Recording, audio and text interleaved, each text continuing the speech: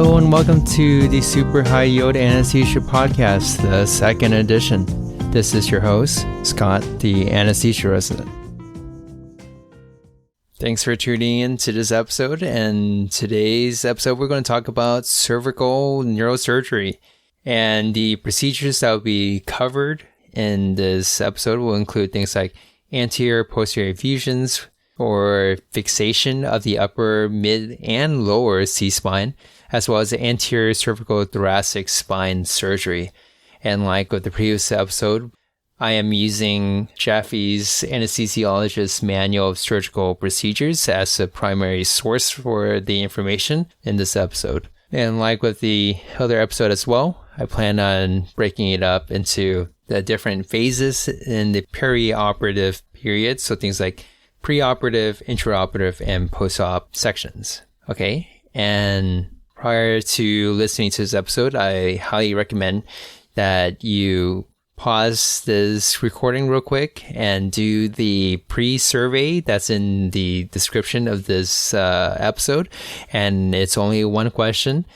And it kind of helps me determine if you guys actually learn anything by listening to these episodes. So would appreciate if you would do that. Okay.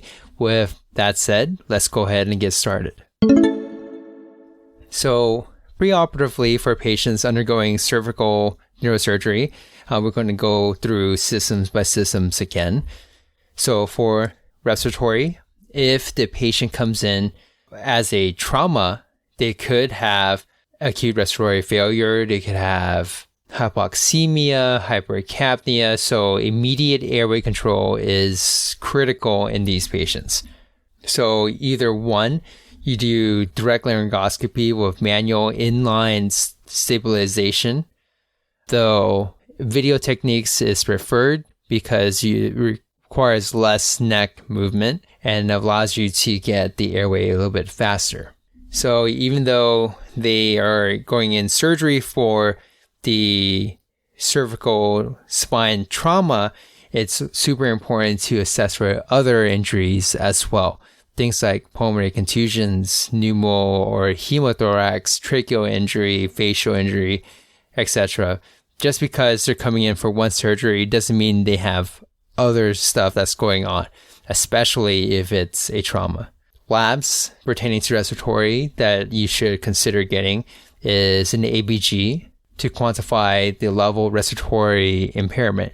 And generally, if it's a trauma and you're placing an A-line, just get the ABG so you know where you're at, and then get hourly or more frequent ABGs depending on the clinical progress.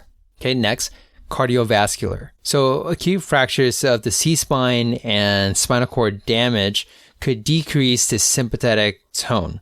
So you'll see things like decreased blood pressure, decreased heart rate, and this could be a sign of neurogenic or spinal shock. One thing you can do to treat this is with crystalloids or colloids, and if the patient's heart rate is low, you can use atropine. If you're suspecting spinal cord injury, try to keep MAPs greater than 80 to keep up with spinal perfusion. Labs for cardiovascular are as indicated from the H&P. Next, neurological. Any herniation of cervical disc presents with neck pain, especially with lateral rotation, and could be associated with radiation down the arms as well as progression to weakness and atrophy. Fractures at the T1 level could cause paraplegia, but fractures above C5 could cause quadriplegia and loss of phrenic function. And prior to the surgery, it's important to document the pre-op sensory and motor deficits. So basically do a quick neuro exam preoperatively so you know where the patient's at, so you know what to compare it to postoperatively. General labs for the neuro system are things like MRI, but if the patient comes in for a trauma, they already have like multimodal imaging, most likely. Okay, the last system to talk about in the preoperative stage is the hematologic system. And basically, if the patient was on antiplatelets prior to an elective surgery, try to stop that 10 days before the elective surgery. Have 2 units of PRBCs cross-matched and ready to go in case there's bleeding throughout the procedure, especially if it's a trauma. And labs to consider preoperatively include things like a type and cross, an H&H, and other things as needed from the H&P. Okay, next, the fun part. Let's talk about the intraoperative management. So for these ones, almost exclusively general anesthesia with ET tube. Regarding induction, the goal is to limit C-spine movement. So you can theoretically do DL with inline manual stabilization, but if you have a video laryngoscopy available, that would be a better option to use as it reduces movement of the C-spine.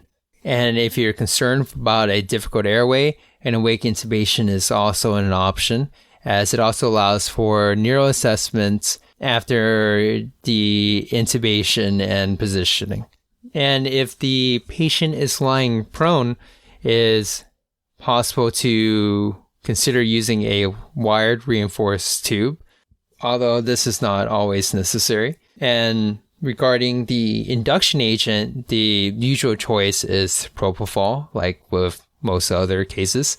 And in elective cases where you are planning to use MEPs or any other neuromonitoring, you can consider using succinylcholine as part of the induction regimen, as is quick on, quick off.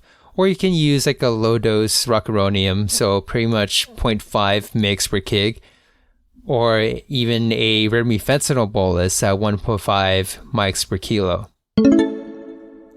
Okay, regarding maintenance, if there's no neuromonitoring needed, you can use standard maintenance, so like things like sevoflurane. Otherwise, consider rocuronium or vecuronium for positioning and insertion of a Dingman retractor. And if you're using neuromonitoring, so like MEPs, SSEPs, try to limit the use of gas, as anything above 0.5 MAC interferes with their neuromonitoring. So this is why in most cases people would opt to do TIVA anyways.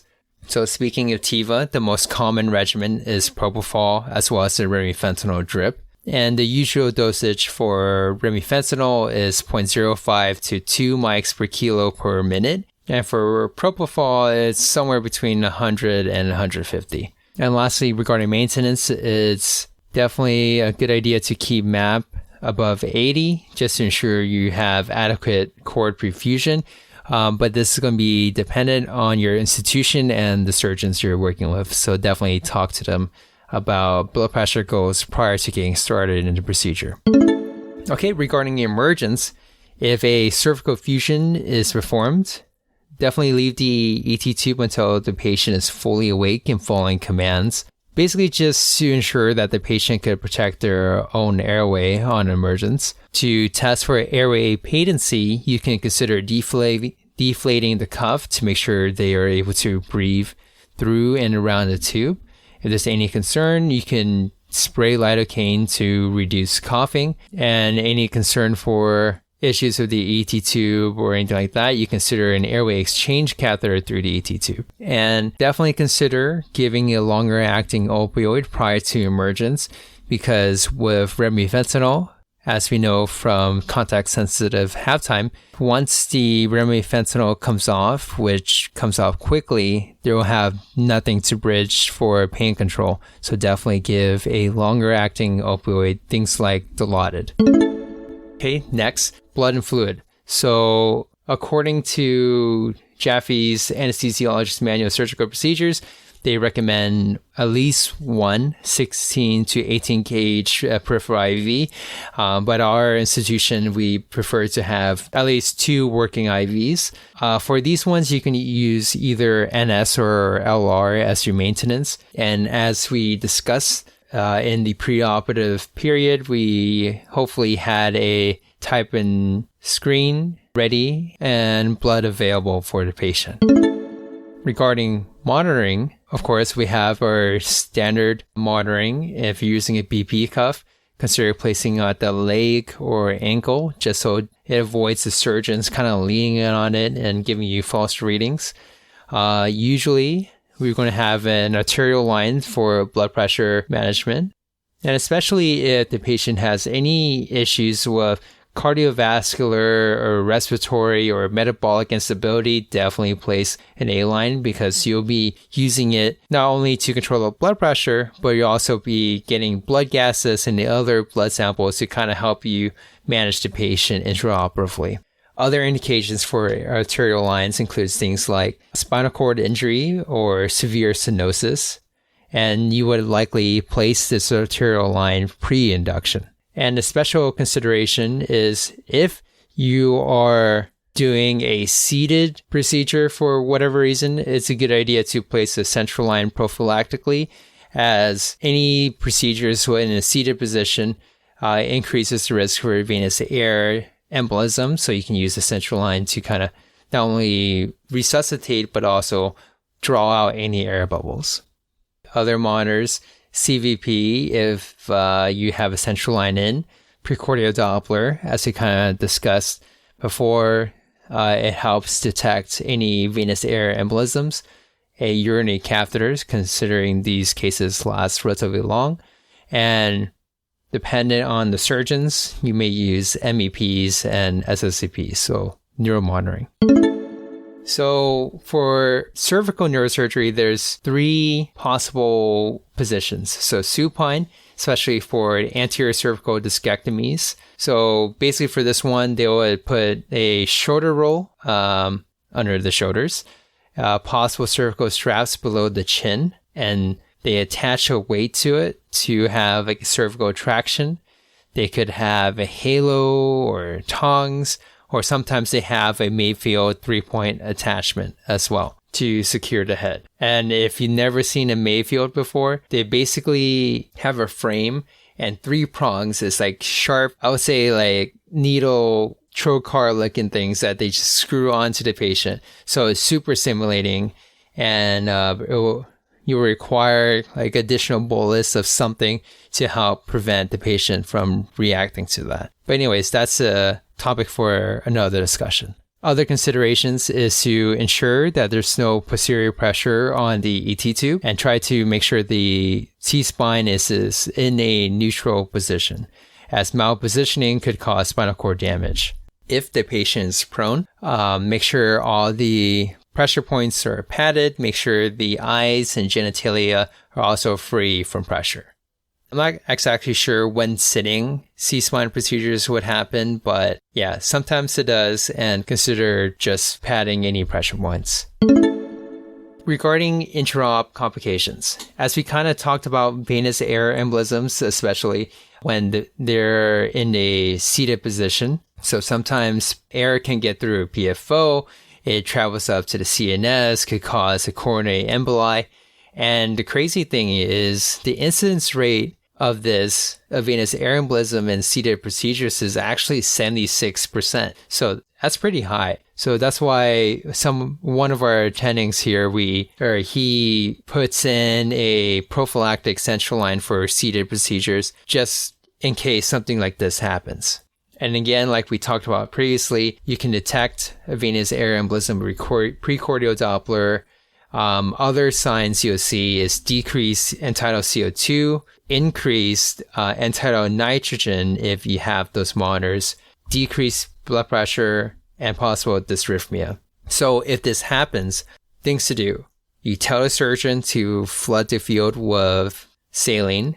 You DC any nitrous oxide if you're using it. You lower the head, and you aspirate the central line to try to draw out the air bubble. If that doesn't work, consider decreasing your PEEP to less than 10 and perhaps doing a bilateral jugular compression, which increases the cerebral venous pressure. Okay, the next possible intraop complication are things like esophageal perforation. Especially this is a consideration during the anterior approach. And the way you kind of assess this is to have the surgeon flood the field, then force air through the oropharynx, and you kind of look for air bubbles that could arise in that area. Next possible complication is retraction nerve injury. This is also something that's common in anterior surgeries, and this is basically damage to the recurrent laryngeal nerve since they're working in that area. So basically, when the surgeons place the retractors, they'll tell you to deflate your cuff and then re-inflate it again to make sure it reduces the ET cuff pressure once the retractors are in place. And lastly, the most common complication I would say is hypotension. So if the patient's head is any elevated, try to calculate the map at the head level. So you either have the arterial line monitor at the level of the tragus, or you kind of just account for where the blood pressure cuff is in relation to the head and kind of overshoot the maps that you'll see on your monitor. The last part is postoperative management. And postoperative complications, the number one thing is possible airway obstruction. And this is kind of common of anyone that has obstructive sleep apnea. So soft tissue just falling back of the oropharynx and blocks the airway. Things like edema or hematoma, considering they are working in the neck region. And it's also common in the prone position as well. Other complications, postoperatively, neurologic deficits, things like vocal cord paresis from recurrent laryngeal nerve damage, and obviously any neurologic deficits in the extremities is something to keep in mind. And lastly, a potential complication is a tension pneumothorax. And regarding pain management, generally IV Dilaudid, IV acetaminophen, and a PCA pump would be adequate for these patients. Okay, that is it. Thank you very much for your time. If you have a little bit more time, I hope you were able to take the post survey. It's only one question with an optional question to give me feedback. And to end this episode, I will give you a fun fact. And I'm giving you this one because I am wearing headphones right now. So wearing headphones for just an hour could increase the bacteria in your ear by 700 times. So I've been wearing it for a few hours. So I guess my ears are overrun with bacteria by now. Sweet. All right. Thank you very much for your time. If you like updates on when episodes are published, definitely follow me on Instagram, Twitter, Facebook. I have a website. All links in the description, and I would love to hear from you as well. If you have any specific episodes you want to hear, or any suggestions or comments, those are great ways to get in touch with me. All right. This is Scott, the anesthesia resident, and I look forward to seeing you in the next episode.